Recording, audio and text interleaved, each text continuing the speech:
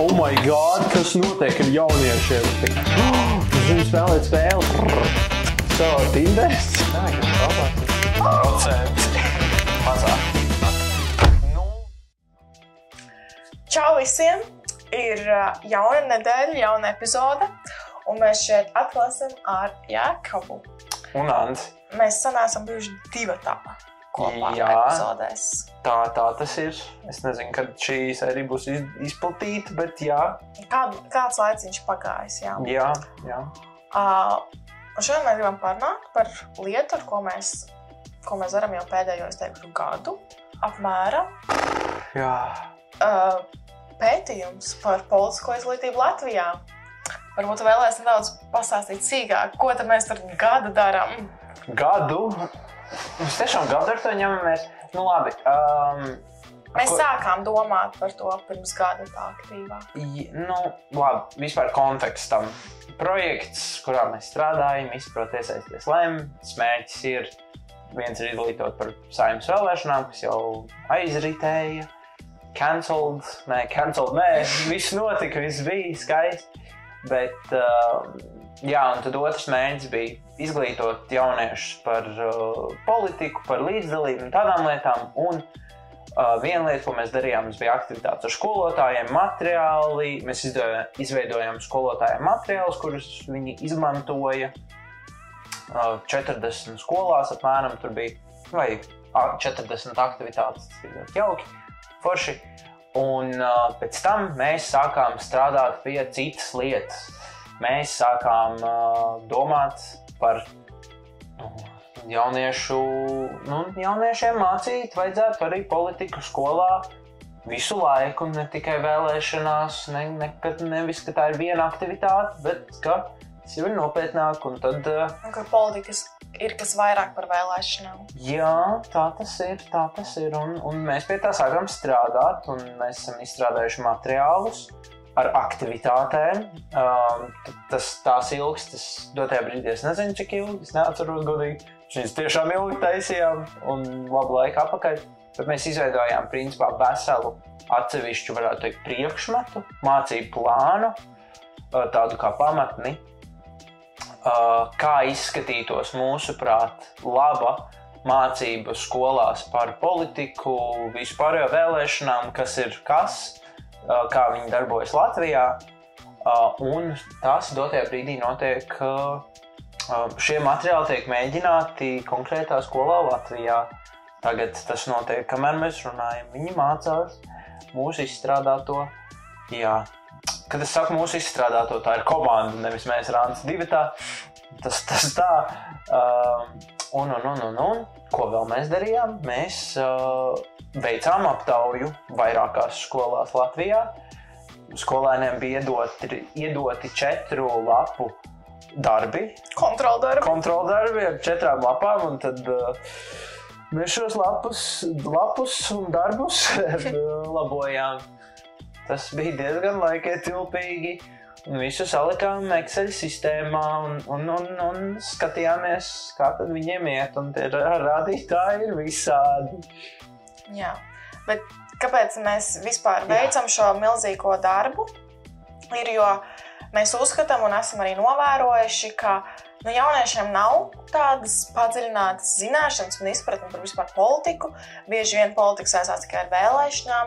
Jaunieši kaut ko sāk labākajā gadījumā dzirdēt par politiku tikai dažus mēnešus, nedēļas pirms tā vēlēšanām, un pēc tam atkal aizmirst. Yep. Ir tas naratīvs, ka viss ir slikti, mums tāpat nav jāinteresēs, jo nekas jau nemainīsies. Mēs gribam to apgāzt, mēs gribam, lai jaunieši sāk interesēties par šīm lietām, jo tas ir svarīgi zināt, kādā valstī mēs dzīvojam un kā šī valsts funkcionē, lai mēs katrs varētu kaut ko ietekmēt un izdarīt tās lietas labā, jo mēs dzīvojam demokrātiskā valstī un no mums ikviena principā ir atkarīgs, kādā valstī mēs dzīvosim. Skaisti. Vai ne? Jā. Un tad tādēļ mēs arī veicām to pētījumu, lai saprastu, kāda ir šī reālā situācija, un tad skatīsimies, ko ar šiem datiem varēsim iesākt tālāk. Jā, tā doma ir tāda, ka mēs sākumā viņus aptaujājam un tad pēc pētījuma Uzdodot tos pašus jautājumus, un tad saprotot, vai ir bijusi jēga, jo tur ir jautājumi, piemēram, vai tev šķiet, ka skolā ir jāmāc politika un tā, un varbūt tas mainīsies, tas var būt interesanti. Jā. Un tā kā tā, tas ir tas, kas mums notiek, un ir interesanti skatīties, kā iet skolai un kā iet arī mums pašiem. Smagi. Smagi iet, jā. Mēs vēl strādājam aktīvi ar datiem un tā, bet es tev aicinātu uzspēlēt spēli. Okay. Es tev nosaukšu jautājumu. Mums aptaujāti tika 200 skolēni, un te ir, principā, es tev uzdošu jautājumu par konkrētu jautājumu, kas viņiem bija, un tad tev būs jāuzmina, cik procenti atbildēja, pieņemsim pareizi. Vai tu esi gatava tā darīt? Okay. Pirmais jautājums ir, es teiktu, visvienkāršākais un arī ar vislabāko statistiku. Cik deputātus ievēl Saeimā? Pirmkārt, vai zini atbildi šo jautājumu? No 100. Jā. Kā tev šķiet, cik procenti atbildēja pareizi? Es gribētu teikt 75. Vairāk? Okay. Jā, šis bija jautājums, uz kuru, ja es nekļūdos, bija vislabākie rādītāji. 81% atbildēja pareizi. Okay. Ļoti apsveicam. Nākamais jautājums. Cik partijas ievēl? Cik partijas var kandidēt? Tas bija jautājums Saeimas vēlēšanās. Zini atbildi? Cik gribi? Tieši tā. Mēs tā atbilst kritērijiem. Un kā tev šķiet, cik procenti atbildēs šo pareizi? Tu saki mazāk, jā? Nekā 81, jā, mazāk ir. 50? 19%. Zini, cik partijas var ievēlēt? Jā. Okay. Jā. Nākamais jautājums. Cik procenti ir nepieciešami, lai tiktu Saeimā? Man nešķiet tik grūts jautājums. 5% ir pareizā atbilde. Kā tev šķiet, cik bija pareizi? Ja iepriekšējā bija 19%, es teikšu 10. 38. Ļoti dīvaini. Tās lietas, ko jaunieši zina, ir tiešām dīvainas. Labi. Par Saeimas galveno uzdevumu 44% zināja atbildi. Kad notiek Saeimas vēlēšanas arī 40%, okay. Tas ir tīri ok. Kas ir Saeimas darba grupas? Bija mums tāds jautājums. Tas ir mazliet āķīgs jautājums, jo viņi nevar tā ērti noformulēt. Kas ir Saeimas darba grupas? Komisijas. Tas ir komisijas. Tas ir pirms Saeimā kaut ko izskata. Pirms tam ir tādas komisijas, piemēram, grupa, kas interesēs, nezinu, par... Interesēs atbildi. Atbildi interesēs, vienalga, piemēram, par kultūru, kaut ko par mēdījiem, vēl kaut ko. Jā, un tad viņi konkrēto likumprojektu izskata konkrētajā komisijā, kas atbild. Un tāda virza Saeimā uz izskatīšanu. Tā ir tā, kā tev šķiet, cik procenti atbildēja šim pareizi? Es šaušu atkal tiem saviem 10%. Mazāk. Ak, nē. 0% atbildēja šo jautājumu pareizi. Viens skolēns no 200 neatbildēja šo jautājumu pareizi. Jā. 60% no skolēniem vienkārši neiesniedz atbildi. Viņi nezina, tā kā viņi pat neminēja. Tukšiem. Jā. Un kāds bija cits atbildes? Te ir lielākoties sēž un strādā, Saeimas darba kārtība, Kariņš, grupas, kuras ir atbildīgas par attiecīgajām nozarēm. Tā kā viņi ir uz pareizā ceļa, bet nav īsti tas. Un primāri partijas koalīcija un opozīcija koalīcija, deputāti, bet ir grupas, bet lielākoties vienkārši nezinu. Nav tā izpratne par to, kā strādā Saeima un kā ir būvēta Saeima. Jā. Labi, tas nav varbūt tāds super vienkāršs jautājums, bet, gribētos domāt, ka viens no 200 varētu to zināt. Jā, nākamais jautājums, kas var atlaist Saeimu? Tauta. Jā, kā tev šķiet? Prezidenta aicinājumu. Jā, kā tev šķiet, cik atbildēju šo jautājumu pareizi? 23. 16% atbildēju pareizi. Ļoti daudz, lielākā daļa iekrita uz to, ko tu minēji, prezidents. Prezidents viens pats, īsti nevar atlaist Saeimu. Viņš var aicināt, viņš viens pats. Daži minēja, ka ministrija vai galvenais ministrs. Tā kā ir visādi. Kas notiek, ja Saeimas deputāts izstājas no savas partijas? Kļūst par frakcijai nepiedaroši, jā. Ļoti daudzi to nezināja. Kā tev šķiet, cik daudzi to zināja? 5. Nē, īstenībā 17. Tas labi. Tāpēc, ka viņi atbildēja lielākā daļa, nekas nenotiks. Kas, teorētiski, jo daudz minēja to, ka tiks ievēlēts jauns no tās partijas, vai būs jaunas vēlēšanas, vai vēl kaut kas. Mēs jau par katru deputātu, kurš izstājas no Saeimas, būs jaunas vēlēšanas. Paldies. Iekļūt bankrotā. Ja kur ir 2 jautājums, kuriem ir salīdzinoši labi jautājumi? Atbildes.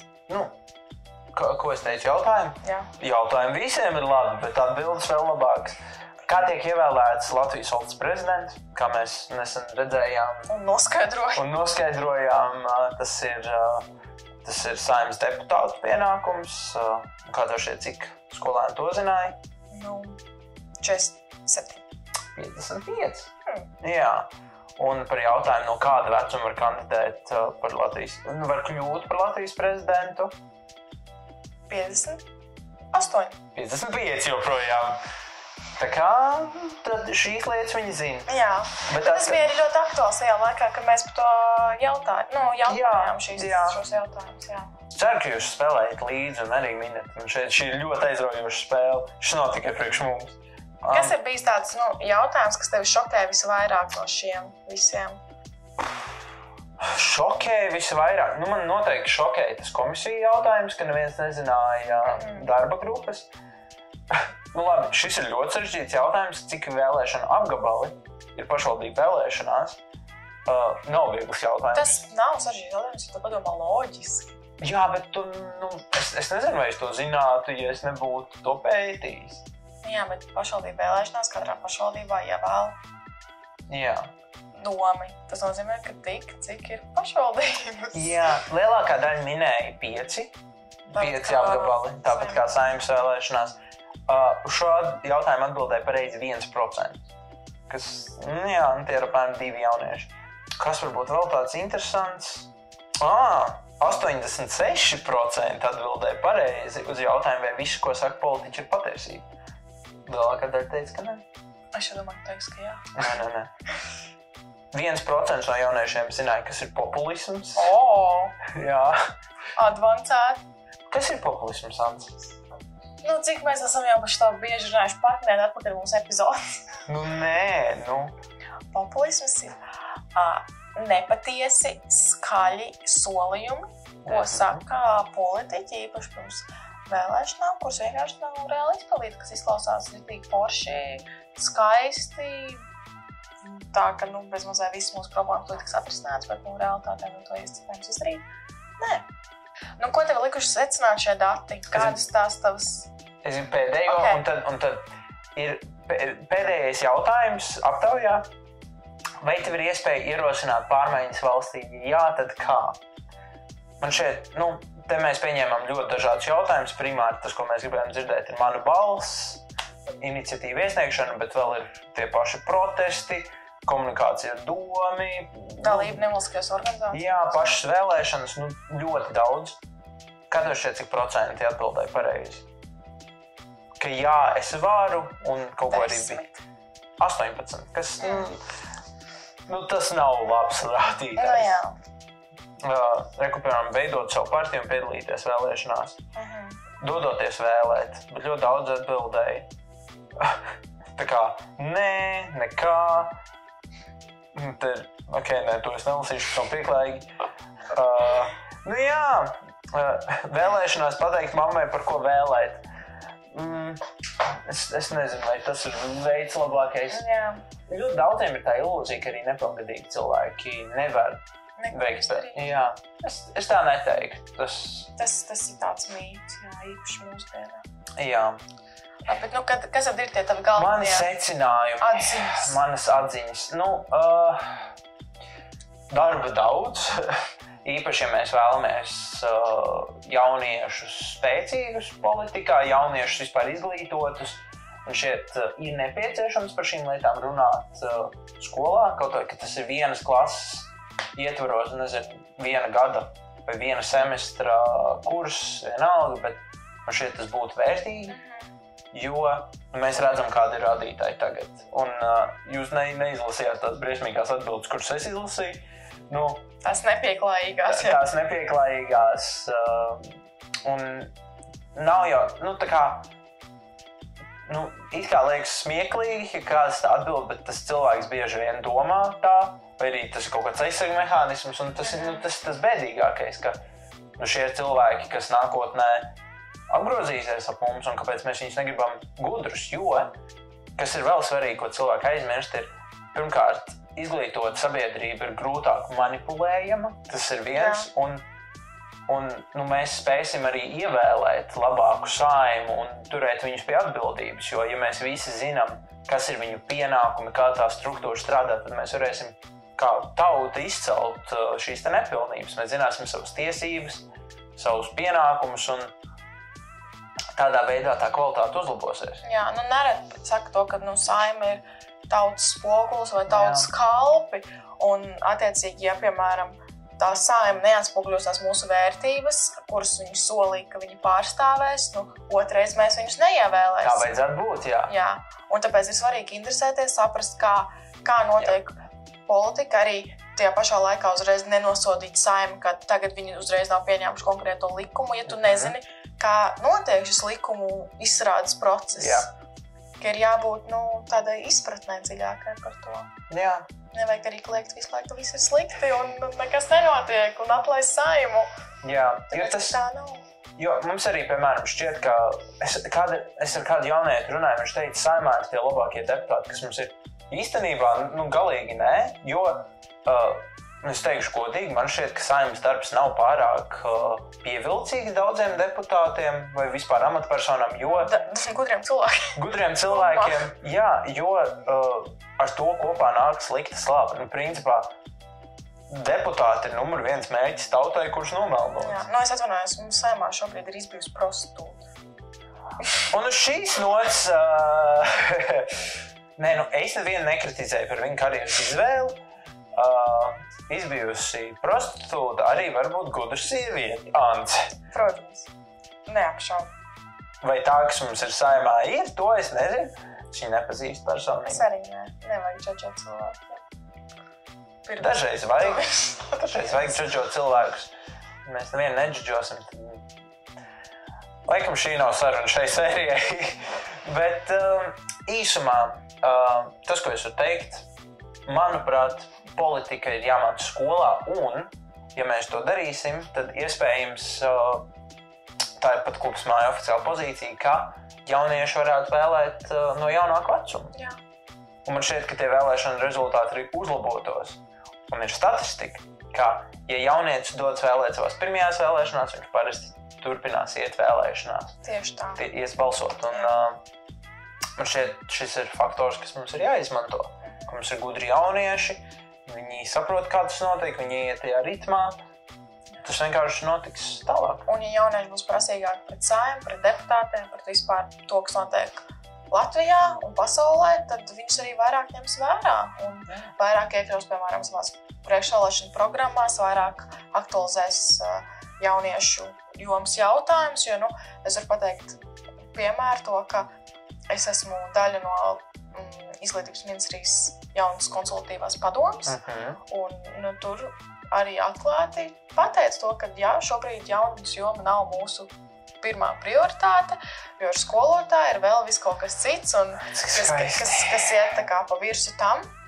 Un ja mēs, kā jaunas, piemēram, jomas speciālis vai paši jaunieši spiestu to vairāk ministrijai, tad attiecīgi tas arī uzkāp prioritāšu augstskolā, jo šobrīd mēs redzam milzīgus skolotāju protestus un ko tik vēl ne, un ka ir šis spiediens, un tādēļ arī ir tā aktualitāte, un tā ir līdzīga ar jebkuru citu tēmu. Jā. Ja mēs paši neiesim un nespiedīsim, tad mēs arī nevaram gaidīt to, ka pēkšņi mums izklās paklāja, ko ņemiet visus, ko jūs vēlaties. Jā. Ir svarīgi, tā ir tāda izglītība pašam sev par tēmu, jo cilvēku, kas zina, ir vieglāk, ir grūtāk aptīt ap pirkstu. Piemēram, tas pats populisms, viltus solījumi, vienkārši dezinformācija pati par sevi. Ja tu esi lietas kursā par to, kā notiek procesi, par to, kāds ir deputāta pienākums vai ko viņš realistiski var izdarīt, tad tev būs daudz grūtāk apčakarēt. Un vai tu gribi būt apčakarēts? Tas ir kāds paša ziņā. Kaut kā tā. Ja es tev nepārliecināju iet mācīties politiku, tad neviens nespējas. Bet visiem arī nevajag mācīties politiku, ir jābūt vienkārši izpratnei par to. Bet tā joprojām ir mācība. Jā, es nesaku visiem uz politologiem tagad jāiet, bet es pats neesmu nekāds politikas speciālists. Es vienkārši pļāpāju deputātiem ikdienā. Arī nē. Labi. Paldies jums, ka noskatījāties šo epizodi. Šis bija neliels mūsu ieskats mūsu darba ikdienā, ko mēs darām un kādiem jautājumiem mēs strādājam. Un tad jau pavisam drīz gaidiet pētījumu, vai gan jau izsludināsim un parādīsim arī plašākai sabiedrībai, ko tad mēs beigās esam secinājuši un izpētījuši. Jā, varbūt jau, kad sērija būs palaista, viņi jau būs. Varbūt, mēs vēl nezinām. Šī epizode ir tapusi sadarbībā ar projektu Izprot, iesaisties LEM, kuru finansē Islande, Lihtenšteina un Norvēģija. Caur EEZ un Norvēģijas grantu programmu Aktīvo iedzīvotāju fonds. Paldies jums un atā!